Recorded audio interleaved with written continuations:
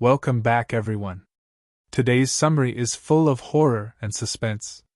As a group of researchers accidentally discover an ancient pharaonic tomb filled with evil spirits, will chaos be unleashed? Let's find out. The movie starts in ancient pharaonic Egypt, where we meet a princess named Amenet. Amenet is the rightful heir to the throne after her father's death, because he didn't have a son. But one day, a son is born to the king from another wife, which means the boy will now inherit the throne, simply because he's male. At that point, Amenet decides to follow the path of evil. She calls upon a demon named Set and makes a deal with him. He grants her immortality and promises she'll never die. In return, she must bring a human and stab him with a special dagger he gave her, so that Set can possess the body and manifest in the real world. Together, they would then rule the world. Amenet goes to her father while he's sleeping and kills him. Then she murders her infant brother, and after that she kills her stepmother, the queen. She brings a man to use for the ritual, and Set starts to possess him. But before she stabs him, the temple priests intervene, drug her, and knock the dagger out of her hands. They remove the gemstone from it, mummify her alive, and bury her far away from Egypt, in modern-day Iraq. Thousands of years pass.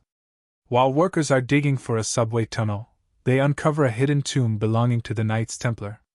Inside the tomb is the same gemstone from the dagger, buried with one of the crusaders who had gone to Egypt during the Crusades. An archaeologist named Dr. Henry arrives. He hands the construction crew a letter declaring him the official authority over the site and orders them to leave, as it's now an archaeological zone under his control. Meanwhile, in Iraq, 2 American soldiers, Nick Morton, Paul, and Chris Vale, are on what's supposed to be a military reconnaissance mission. But in reality, they're searching for antiquities to steal and sell. They have a treasure map that leads to a tomb located in a village controlled by terrorists. Paul tells Vale to gear up so they can go down there, but Vale is scared. So Paul breaks his water bottle, forcing Vale to come with him. They go in, but the terrorists spot them and open fire. The soldiers call their command for air support, and the village gets bombed. The terrorists flee. But because of the airstrike and the weakened structure they're standing on, the building collapses beneath them. One of the bombs opens a hole in the ground, revealing a hidden chamber. Their commanding officer arrives and chews them out for leaving their post. Paul claims they had intel that civilians were being held hostage, so they had to go in and rescue them. But they found no hostages, and it turns out the intel was false. The commander doesn't believe him, accusing them of being there to loot antiquities and sell them on the black market. Suddenly, a woman named Jenny appears. As soon as she sees Paul, she slaps him and tells the commander that he stole a map from her after spending the night with her. She realizes that Paul only seduced her to get the map. Jenny is an archaeologist and explorer. When she sees the tomb, she's shocked. It's Egyptian, but they're in Iraq.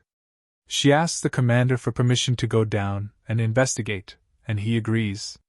Paul and Vale join her. Inside the tomb, Paul notices mercury dripping from the ceiling and sees a drainage system for it on the ground. Jenny explains that the ancient Egyptians believed mercury repelled evil spirits. They continue walking through the tomb until they reach the burial chamber. The sarcophagus is completely submerged in mercury, which surprises Jenny. Even stranger, the guardian statues, normally facing outward to protect the tomb, are facing inward, as if guarding what's inside. That's not normal. Statues are supposed to face outward to scare off thieves. Jenny concludes this isn't a tomb, it's a prison.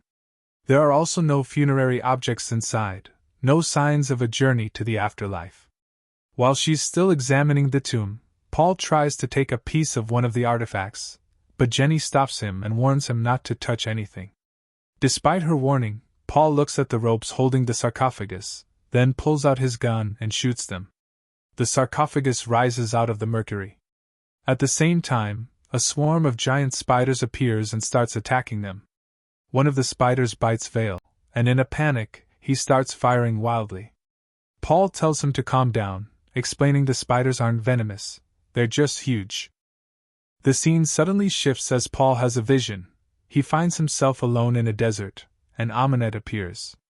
She tells him that he's the one who freed her, and that she chose him so the demon Set could possess his body and rule the world alongside her.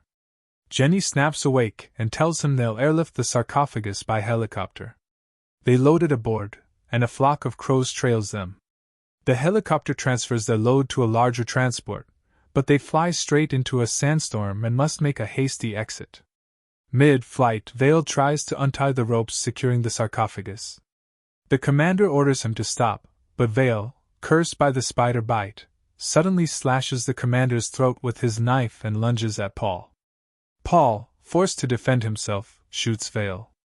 Moments later, more crows attack the helicopter, crippling it. Paul hands Jenny a parachute and pushes her out just before the helicopter spirals down. Jenny lands safely, but the wrecked aircraft crashes, and medics pronounce Paul dead. At the morgue, Paul awakens inside a body bag. He rips himself free, looks around, and finds Vale standing nearby. "Am I dead?" he asks. Vale replies, "No, you're alive, because she chose you." Jenny rushes in to find Paul alive but unclothed. Meanwhile, 2 officers arrive to inspect the crash site. One opens the sarcophagus, and Amunet emerges, killing him instantly. The other tries to flee but is crushed. Amunet devours their souls. With every victim she slays, she grows more powerful, and transforms each fallen victim into one of her undead soldiers. Paul and Jenny regroup elsewhere. Jenny asks how he survived the crash. He has no answer. She explains that Amunet was an ancient princess erased from history after murdering her father and brother in a bid for power and making a pact with a demon. The priest stopped her, mummified her alive, and split her ritual dagger in 2, one half a sacred oil, the other half a gemstone. They've only just unearthed the Templar tomb and expect to find that gemstone inside. As Jenny points out the omen of crows and the sandstorm, Paul sees Vale waving him over, and heads off to meet him. He excuses himself and slips into a nearby bathroom, only to find Vale waiting. Vale accuses him of shooting him. Paul argues it was self-defense, since Vale intended to kill him. Vale reveals he's now cursed, that Amunet chose him too, and he can't escape her. He must obey her commands. Paul storms out and drags Jenny to the true crash site, determined to prove there's no curse, just an unlucky mummy in a tomb. They find the helicopter wreckage and confirm the sarcophagus is real. Suddenly Paul is struck by another vision and hallucinates himself inside a church. Amunet materializes and chants a spell over him, preparing to stab him with the dagger, only to discover the gemstone is missing. She abruptly abandons the ritual. Jenny bursts in, bewildered, and Paul yells for her to run. Together they escape, flag down an ambulance, and flee with Jenny carrying the dagger. Jenny warns Paul that Amunet is manipulating him. She's the reason he was drawn to the wrong crash site. He insists no one can control him. Yet almost immediately, he finds himself back inside the church. They try to flee again, but their ambulance flips over. Amunet appears, and Paul lunges at her but cannot harm her. She pins him down and goes for the dagger. Just then, a group led by Dr. Henry arrives, firing a volley of arrows that strike Amunet. They subdue her, load her into a vehicle, and take Paul and Jenny to Dr. Henry's hidden lab. There, Dr. Henry greets Paul, claiming to know everything about him.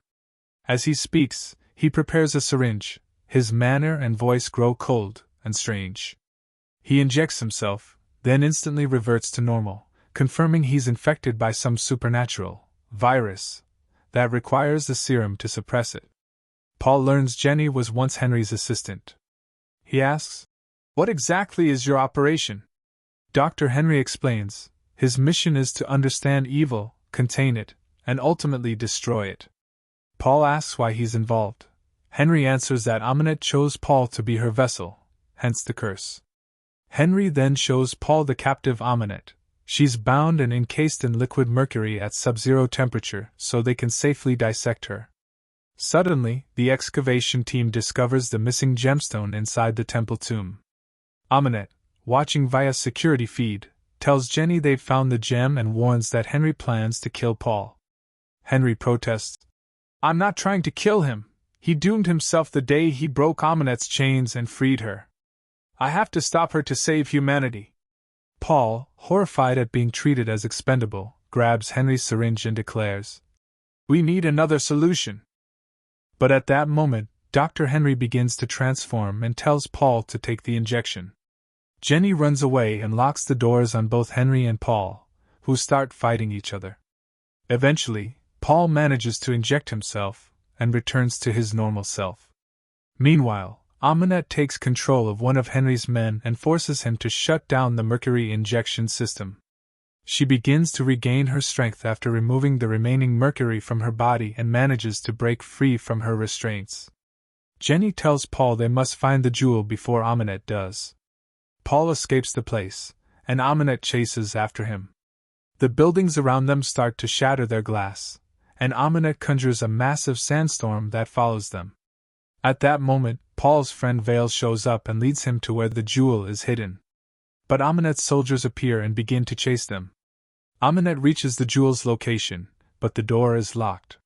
So, she casts a spell that brings the corpses in the coffins back to life. They attack the people inside, and after completing their task, they open the door for her. She enters, takes the jewel, and places it into the dagger. Meanwhile, Aminette's soldiers are still chasing Jenny and Paul. Aminette emerges from underwater and drags Jenny down with her. Paul dives in after her, trying to save Jenny, but Aminette pulls her deeper away from him. Because Jenny has been underwater too long, she dies. When Paul reaches her, he finds her lifeless. At that moment, Aminette's soldiers vanish. Their mission is done. Aminette speaks to Paul and urges him to give in, saying she won't harm him. Instead, she promises he'll rule the world by her side. But Paul refuses. Aminette attacks him, but Paul manages to grab the dagger from her and smashes the jewel with a strike. The jewel starts to crack, and just before he hits it again, Aminette tries to tempt him by saying that the power in the dagger can bring anyone back to life. Paul looks at Jenny and remembers what she told him, that he's a good man. He also recalls Dr. Henry's words, that the cure lies in his hands, but it requires a sacrifice, and that he's the only one who can kill Aminette because only someone with her power can destroy her. Paul stabs himself with the dagger, transforming into a creature just like Aminette. He approaches her and stares for a moment, then turns his gaze to Jenny and remembers her words again. Suddenly, he attacks Aminette and kills her in the same way she killed her victims. Aminette turns into a lifeless mummy. Then, Paul goes to Jenny, apologizing repeatedly and begging her to wake up.